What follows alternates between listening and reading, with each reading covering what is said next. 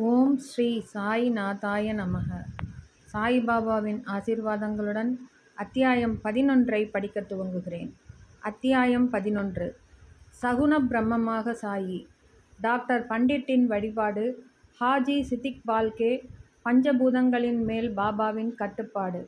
இந்த அத்தியாயத்தில் பிரம்மத்தின் அவதாரமான சகுன பிரம்மமான சாயியை விளக்குவோம். அவர் எங்கனம் வழிபடப்பட்டார், எங்கனம் அவர் பஞ்சபூதங்களை, இயற்கை சக்திகளை கட்டுப்படுத்தினார் என்பதையும் காண்போம். சகுன பிரம்மமாக சாயி. கடவுளுக்கு அல்லது பிரம்மத்திற்கு 2 விதமான வழிபாடுகள் உண்டு. 1 அவதரிக்காத நிர்குண வழிபாடு, 2 அவதரித்த சகுன வழிபாடு. இரண்டும் ஒரே பிரம்மத்தை குறித்தாலும் நிர்குணம் உருவமற்றது, சகுனம் உருவமுள்ளது. சிலர் முன்னதையும் சிலர் பின்னதையும் வழிபடுவதை விரும்புகிறார்கள். கீதையில் அத்தியாயம் 12 கூறியதை போன்று சகுன பிரம்ம வழிபாடு எளிதானதும் ஆரம்ப காலத்திற்கு உகந்ததுமாகும். மனிதனுக்கு உருவம் இருப்பதை போன்று உடம்பு, உணர்வுகள் முதலியன. உருவத்துடன் கூடிய கடவுளை வழிபடுவது அவனுக்கு இயற்கையானதும் எளிதுமாகிறது. சகுன பிரம்மத்தை சில குறிப்பிட்ட காலக்கூறு வரை வணங்கினாலொழிய நமது அன்பும் பக்தியும் அபிவிருத்தியுறாது. நாம் முன்னேறும்போது அது நம்மை நிர்குண பிரம்மத்தை வழிபட, தியானிக்க இட்டுச் செல்கிறது. எனவே நாம் சகுன வழிபாட்டுடன் ஆரம்பிப்போமாக. உருவம், யாககுண்டம், தீ, ஒளி, சூரியன், நீர், பிரம்மம் ஆகிய 7ம் வழிபாட்டுக்குரியவை. எனினும் சத்குருவே இவை எல்லாவற்றை காட்டிலும் உயர்ந்தவர். பற்றின்மையின் அவதாரமும் முழு மனதார்ந்த தமது அடியவர்களின் உறைவிடமுமான சாயியை இத்தருணத்தில் நினைவு கூர்வோமாக. அவர் மொழிகளில் நமக்குள்ள நம்பிக்கையே ஆசனமாகும். நமது சங்கல்பமாவது பூஜையை ஆரம்பிக்கும்போது சொல்லும் தெளிந்த தீர்மானம். நமது ஆசைகள் அனைத்தையும் உதறி தள்ளுதலாகும். சிலர் சாயி ஒரு பாகவத பக்தர், கடவுளின் அடியவர் என்று கூறுகின்றனர். மற்றும் சிலர் மகாபாகவத், பெரும் அடியவர் என்றும் பகர்கின்றனர். ஆனால் நமக்கு அவர் கடவுளின் அவதாரமாவார்.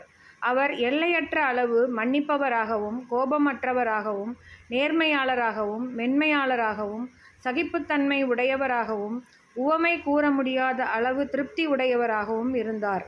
அவர் உருவமுள்ளவராக தோன்றினாலும் உண்மையில் உருவம் அற்றவராகவும், உணர்ச்சி வேகமற்றவராகவும், பற்றற்றவராகவும், அந்தரங்கமாய் சுதந்திரமாகவும் இருந்தார். கங்கை நதி தன் கடலுக்கு செல்லும் வழியில் உஷ்ணத்தால் பாதிக்கப்பட்ட ஜீவராசிகளுக்கு குளிர்ச்சி அளித்து, புது கிளர்ச்சியூட்டி, பயிர்களுக்கும் மரங்களுக்கும் உயிரை அளித்து, பலரின் தாகத்தையும் தணிக்கிறது. இதை போன்றே சாயி போன்ற புண்ணிய புருஷர்கள், ஆத்மாக்கள் வாழ்ந்து கொண்டிருக்கும் போதே அனைவருக்கும் துயராற்றி ஆறுதல் நல்குகிறார்கள். கிருஷ்ண பரமாத்மாவும் ஞானி எனது ஆத்மா, எனது வாழும் உருவம், நான் அவரே, அவரே எனது தூய வடிவம் என்று கூறியிருக்கிறார். சத்து, சித்து, ஆனந்தம் என அறியப்படும் இந்த விவரிக்க இயலாத ஆற்றல் அல்லது கடவுளின் சக்தியே ஷீரடியில் சாயி என்னும் ரூபத்தில் அவதரித்தது.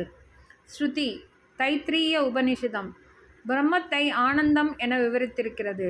இதை நாம் தினந்தோறும் நூல்களில் படிக்கிறோம் அல்லது கேட்கிறோம். ஆனால் இப்பிரம்மத்தை அல்லது பேரானந்தத்தை ஷீரடியில் பக்த மகாஜனங்கள் அனுபவித்தார்கள். அனைவருக்கும் ஆதாரமான அவருக்கு எவரிடமிருந்தும் எந்த ஆதாரமும் தேவை இருக்கவில்லை. ஒரு சாக்கு துண்டையே எப்போதும் தமக்கு ஆசனமாக கொண்டிருந்தார். பக்தர்களால் அது ஒரு மெல்லிய மெத்தை கொண்டு மூடப்பட்டிருந்தது. அவர் சாய்ந்து கொள்ள முதுகிற்கு ஒரு திண்டும் அவர்களாலேயே வைக்கப்பட்டது. பாபா தமது அடியவர்களின் எண்ணங்களை மதித்தார்.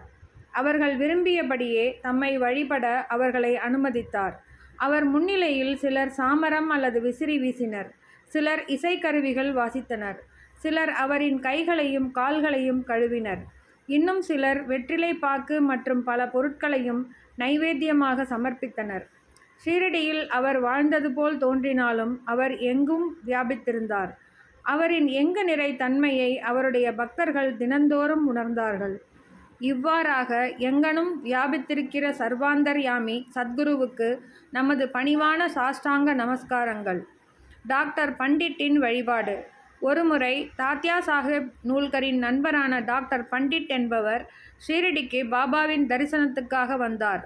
பாபாவை வணங்கிய பின் மசூதியில் அவர் சிறிது நேரம் அமர்ந்திருந்தார். பாபா அவரை தாதா பட் கேல்கரிடம் செல்லுமாறு பணித்தார். தாதா பட்டிடம் அவர் சென்றார். தாதா பட் அவரை நன்கு வரவேற்றார். தாதா பட் பூஜைக்காக தமது வீட்டை விட்டு புறப்பட்டார். அவருடன் டாக்டர் பண்டிட்டும் சென்றார். தாதா பட் பாபாவை வழிபாடு செய்தார். இதுகாரும் எவரும் பாபாவின் நெற்றிக்கு சந்தனம் பூச துணிந்ததில்லை.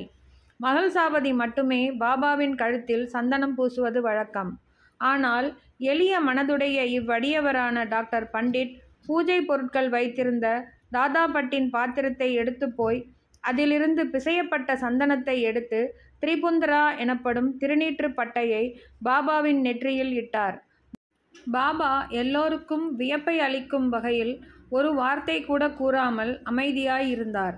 அன்று மாலை தாதா பட் பாபாவிடம், நெற்றியில் சந்தனம் பூசுவதை நீங்கள் தடுத்து கொண்டிருந்தாலும் இப்போது டாக்டர் பண்டிட் அங்ஙனம் செய்ததை தாங்கள் எப்படி அனுமதித்தீர்கள் என்று கேட்டார். இதற்கு பாபா, டாக்டர் பண்டிட் பாபாவை அவரது குருவான காக்கா புராணிக் என்று அழைக்கப்பட்ட தோபேஸ்வரை சேர்ந்த ரகுநாத் மகராஜ் என்று நம்பியிருந்ததாகவும் அவர் குருவுக்கு செய்து கொண்டிருந்ததை போன்றே தமது நெற்றியிலும் சந்தனம் பூசியதாகவும் தெரிவித்தார். எனவே பாபாவால் தடுக்க இயலவில்லை. டாக்டர் பண்டிட்டிடம் விசாரித்ததில் பாபாவை தனது குரு காக்கா புராணிக் என்று கருதியதாகவும் அதே மாதிரியாகவே அவரை உணர்ந்ததாகவும் கூறினார். எனவே அவர் தனது குருவுக்கு செய்வதை போன்றே திரிபுந்திரத்தை பாபாவின் நெற்றியிலும் இட்டார். பக்தர்கள் விரும்பியவாறே தம்மை வழிபட பாபா அவர்களை அனுமதித்தார். எனினும் சில சமயங்களில் அவர் வினோதமான முறையில் நடந்து கொண்டார். சில சமயங்களில் பூஜை தட்டை தூக்கி எறிந்து சீற்றமே அவதரித்தது போல் நின்றிருப்பார். அப்போது அவரை எவரே அணுக முடியும்? சில சமயங்களில் அவர் பக்தர்களை கடிந்தார். சில சமயங்களில் மெழுகை காட்டிலும் மென்மையாயிருந்தார். சாந்தத்துக்கும் மன்னிப்புக்குமான ஓர் உருவமாயிருந்தார். கோபத்தால் அவர் குலுங்குவது போல் தோன்றினாலும் அவரது சிவந்த கண்கள் சுற்றி சுற்றி உருண்டாலும் அவர் அந்தரங்கமாக பாசத்தின் தாரையாக தாயன்பு உடையவராக இருந்தார்.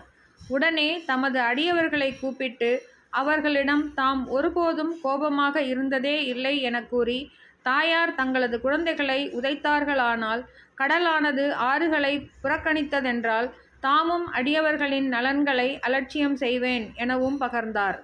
தமது பக்தர்களின் அடிமையான அவர் எப்போதும் அவர்களுக்கு ஆதரவாய் இருப்பதையும் அவர்கள் தம்மை அழைக்கும் போதெல்லாம் மறுமொழி கூறி அவர்களின் அன்பை பெறுவதற்குமே எப்போதும் அவர் பெரிதும் விரும்பினார். ஹாஜி சித்திக் பால்கே. பாபா எப்போது ஓர் அடியவரை ஏற்றுக்கொள்வார் என்பதை அறிய முடியாது. அது அவரது இனிய சங்கல்பத்தையே பொறுத்தது. இக்கூற்றுக்கு சித்திக் பால்கேயின் நிகழ்ச்சி ஓர் எடுத்துக்காட்டு. கல்யாணை சேர்ந்த சித்திக் பால்கே என்ற ஒரு முகமதிய பெருந்தகை மெக்கா மெதினாவுக்கு புனித யாத்திரை செய்துவிட்டு ஷீரடிக்கு வந்தார்.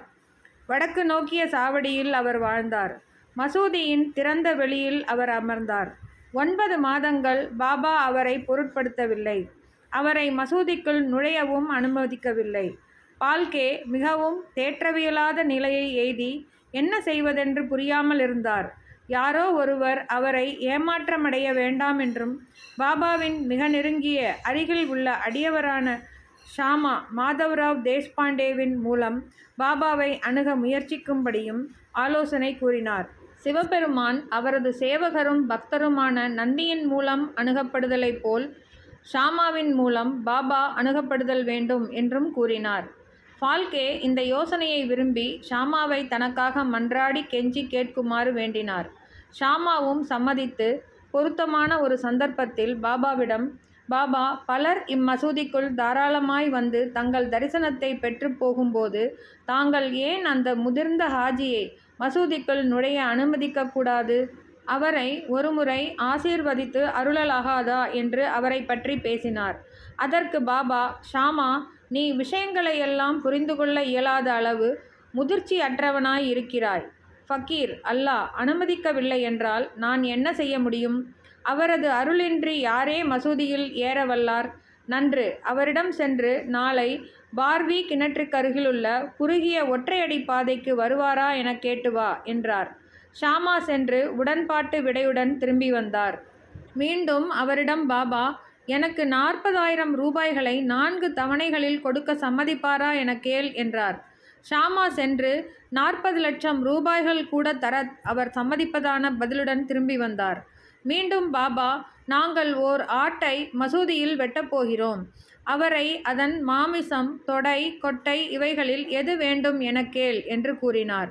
ஹாஜி பாபாவின் கோலம்பாவிலிருந்து மட்பாண்டத்திலிருந்து ஏதாவது ஒரு சிறு துணுக்கை பெற்றுக்கொள்வதிலேயே மகிழ்வதாகவும் ஷாமா பதில் கொண்டு வந்தார். இதை கேட்டு பாபா உணர்ச்சி வசப்பட்டு தமது கையால் மட்கூஜாக்களையும் கோலம்பாவையும் விட்டெறிந்துவிட்டு நேராக ஹாஜியிடம் சென்று தமது கஃப்னியை கைகளால் பிடித்துக்கொண்டு, ஏன் உன்னை நீயே தற்பெருமைப்படுத்தி உயர்வாக கற்பனை செய்து கொண்டு முதிர்ந்த ஹாஜியைப் போல் பாவனை செய்து கொண்டிருக்கிறாய்? குரானை நீ இவ்விதமாகத்தான் கற்றுணர்ந்தாயா? நீ உனது மெக்கா தல யாத்திரை குறித்து பெருமை கொள்கிறாய். ஆனால் நீ என்னை அறியவில்லை என்றார். இவ்வாறு கடிந்து கொள்ளப்பட்டதும் ஹாஜி குழப்பமடைந்தார். பாபா பின்னர் மசூதிக்கு சென்று ஒரு கூடை மாம்பழங்களை வாங்கி ஹாஜிக்கு கொடுத்தனுப்பினார். பின்னர் மீண்டும் ஹாஜியிடத்து சென்று தம் பையிலிருந்து ரூபாய் 55 ஹாஜியின் கைகளில் கொடுத்தார். அதிலிருந்து பாபா ஹாஜியை விரும்பினார்.